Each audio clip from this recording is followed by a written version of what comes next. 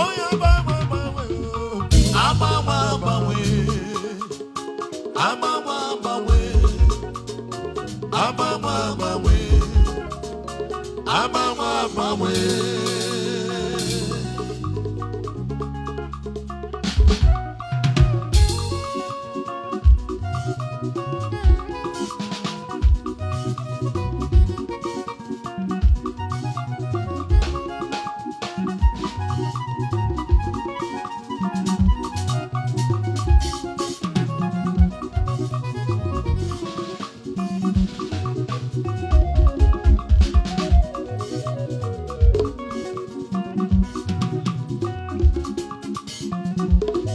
Listen, Yanu Kaikele Jehovah onye mere mmadụ otu ndị olilanya gbụrụ ebe ndọza gara nwụọ kinedum na ndụ ịgwọrọ m ọrịa mem nọ n'ọrịa mem na-eruju gị hichara m anya ya ka m ji na-akpọ gị Jehova n'isi Jehova Yawe Ibu Chim Ibu Chim Ibu Chim Ibu Chim anya m ji ahụ ụzọ agada gbachiri ụzọ nwoke obiọma olilanya nke ndị nsọ ahịhịa nwụrụ ọkụ ma ihere gị ọkụ ọgịnị ka m ga-eji tọrọ gị zoro gị aga m akpịsị ala nye gị eze m Ibu Chim azama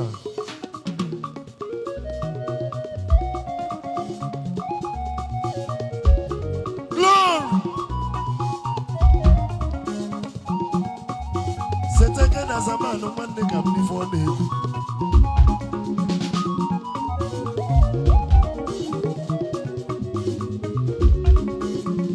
one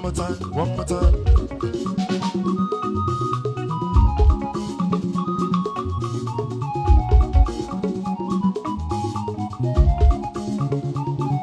Sanctify ga-ekwugo okwe marago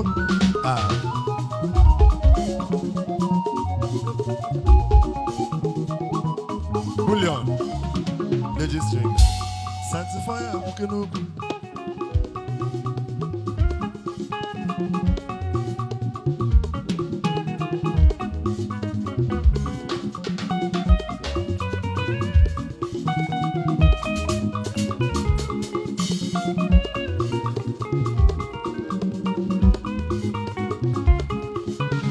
more elaborate, make it louder.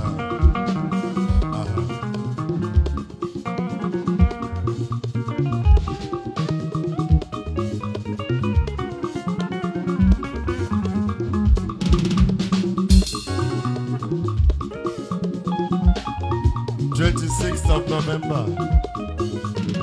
Alambi Senge Koto. Ibu Chim Ibu Chim Ibu Chim Ibu Chim Nyamjamuzo Agala Machuzo Mokobioma Olilanya Kendi